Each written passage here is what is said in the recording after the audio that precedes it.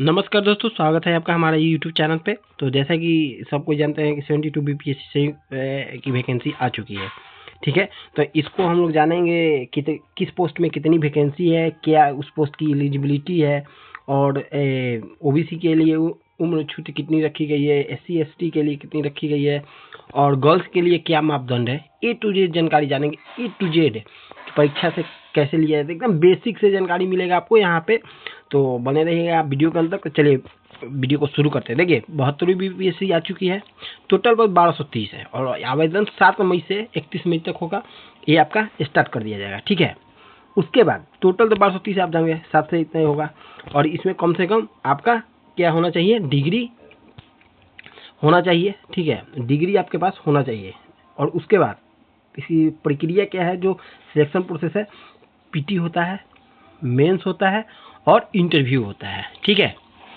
उसके बाद दोस्तों देखते हैं, उसके बाद 177 जो है सामान्य पद है, जिसमें 22 विभिन्न प्रशासनिक विभागों में वैकेंसी आई है। और इन सभी के लिए आपका क्या है, स्नातक पास माना गया है। और 153 जो पोस्ट है सारणी 2 के अंतर्गत 153, इसके लिए विशेष पद है और इसके लिए विशेष डिग्री भी चाहिए, ठीक है। तो जानेंगे सब कुछ इसमें कि क्या है इस प्रकार का। तो देखिए अब इसमें जानते हैं, हम आपको बताते हैं। राजस्व अधिकारी रिवेन्यू अफसर का कितना पोस्ट है, तो 365, ठीक है, रिवेन्यू अफसर का। अब देखते हैं सहकारिता प्रसार कोऑपरेटिव एक्सटेंशन ऑफिसर का 130 पद आया हुआ है। अनुमंडल पदाधिकारी यानी वरीय उपसमाहर्ता का 100 पद आया हुआ है। राज्य कर सहायक आयुक्त स्टेट टैक्स असिस्टेंट कमांडेंट का 76 पद है। और प्रखंड पंचायत राज्य पदाधिकारी रेवेन्यू ब्लॉक पंचायत राज अफसर का 70 पद इसमें आया हुआ है, ठीक है। अब देखते हैं दोस्तों सामान्य पदों के लिए। अब देखिए, अब इसमें आपका बताया गया है कि आवेदन करते समय सूचना दिया गया जिसमें मान्यता प्राप्त ग्रेजुएशन कम से कम होना चाहिए। और अंतिम वर्ष के साथ जो लोगों का अभी इस साल ग्रेजुएशन होने वाला है 31 मई तक, उनको अपना मार्कशीट प्रस्तुत करना होना चाहिए, यानी वो फाइनली पास कर चुके हों 31 मई तक, ठीक है। चलिए अब आपका आगे देखते हैं। देखिए बाल विकास परियोजना CDPO का 20 गो पद है। इसमें नॉर्मल डिग्री होनी चाहिए, ठीक है। और ऑप्शनल सब्जेक्ट में क्या क्या चुन सकते हैं, तो गृह विज्ञान, मनोविज्ञान, समाज एवं कल्याण, ठीक है। और वित्तीय प्रशासनिक पदाधिकारी के लिए 32 है। तो इसमें वही छात्र अप्लाई कर पाएंगे जिनका कॉमर्स और गणित और स्टैटिक्स से ग्रेजुएशन किए हुए हैं, ठीक है। वही लोग इस पोस्ट को सिर्फ डाल सकते हैं, ठीक है। आगे देखते हैं और यहाँ पे देखेंगे। और अनुमंडल संरक्षण पदाधिकारी, ये वही लोग डाल पाएंगे जिनका साइकोलॉजी या लॉ में ग्रेजुएट है, ठीक है। और मुख्य परीक्षा के लिए उनको ऑप्शनल सब्जेक्ट भी इन्हीं में से चुनना होगा, ठीक है। अब देखते हैं एज का क्या है, एज का क्या लिया गया है। तो न्यूनतम जो है CDPO के लिए, SDO के लिए आपका 22 वर्ष रखा गया। और CDPO ग्रामीण विकास राजस्व पदाधिकारी के लिए 21 वर्ष और पुलिस अधीक्षक DSP के लिए 20 वर्ष, ठीक है। और देखिए जनरल में अधिकतम 37 वर्ष होना चाहिए। OBC में आपका 40 वर्ष और SC ST के लिए मैक्सिमम 42 वर्ष, ठीक है। अब देखते हैं DSP के लिए न्यूनतम ऊंचाई 5.5 फीट होना चाहिए। बिना छाती पुलाई मैन का चेस्ट जो होना चाहिए 32 इंच। और इनका न्यूनतम ऊंचाई, और महिलाओं के लिए न्यूनतम ऊंचाई 5 फीट 2 इंच होना चाहिए, ठीक है।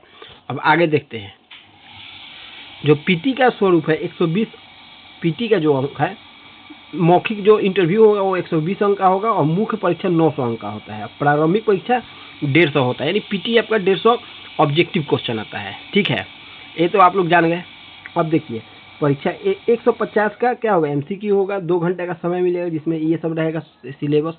सामान्य विज्ञान से क्वेश्चन, समसामयिक घटना, करंट अफेयर्स, इतिहास, भूगोल, राज्य व्यवस्था और मानसिक योग्यता, मैथ और रीजनिंग एक आध 2 क्वेश्चन आपको देखने को मिलेगा। और इसका निगेटिव अंक भी है, 1/3 आपका काटा जाएगा।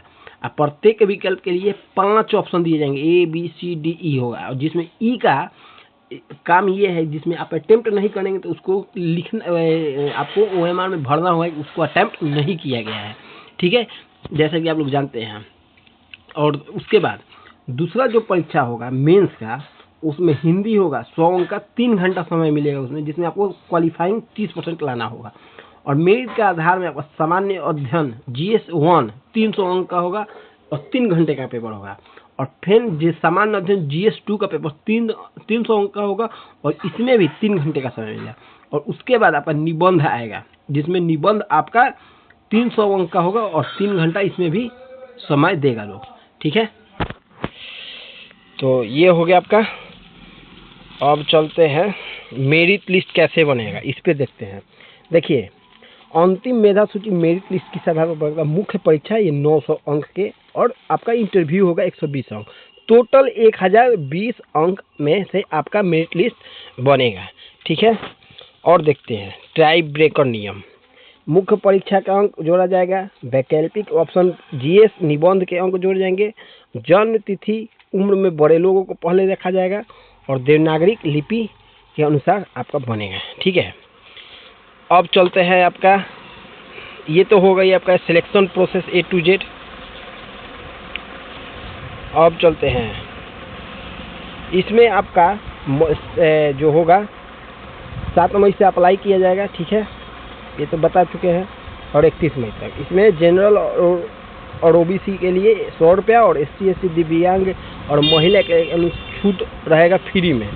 बायोमेट्रिक होगा, आवेदन आधार अंकित करना होगा, आधार नहीं किया तो प्रत्येक परीक्षा के लिए 200 अतिरिक्त बायोमेट्रिक फ्री का भुगतान करना होगा, ये आपका चार्ज लग जाएगा। ठीक है, चलिए, जो आधार कार्ड नहीं देंगे उनके लिए है ये।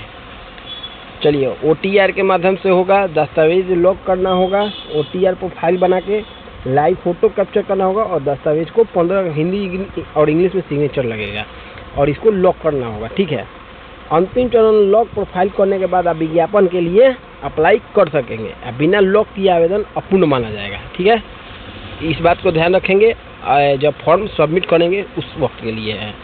अब आगे देखते हैं, दस्तावेज में आपका क्या क्या लगेगा, एकदम जरूरी चीज़ देखिएगा फॉर्म अप्लाई करते समय। देखिए, दस्तावेज में आपका यहाँ पे लिखा गया है दस्तावेज में क्या क्या लगेगा। तो दस्तावेज में आपका सभी मूल प्रमाण पत्र, जाति, आवासीय, आय, EWS और NCL। आवेदन की अंतिम तिथि के पूर्व 31/5/2026 से पहले निर्गत होना चाहिए। ठीक है, सुनिश्चित करें कि आपके पास एक चालू ईमेल ID, मोबाइल नंबर और फॉर्म भरते समय अच्छा लाइटिंग वाला वेबकैम हो। ठीक है, कैमरा साफ आना चाहिए। आधार कार्ड, अपना आधार नंबर इसको दर्ज कराना है, नहीं तो इससे आपसे 200 रुपये अतिरिक्त लिए जाएंगे। प्रोफाइल लॉक और फाइनल सबमिट करने से पहले सभी प्रविष्टियों मतलब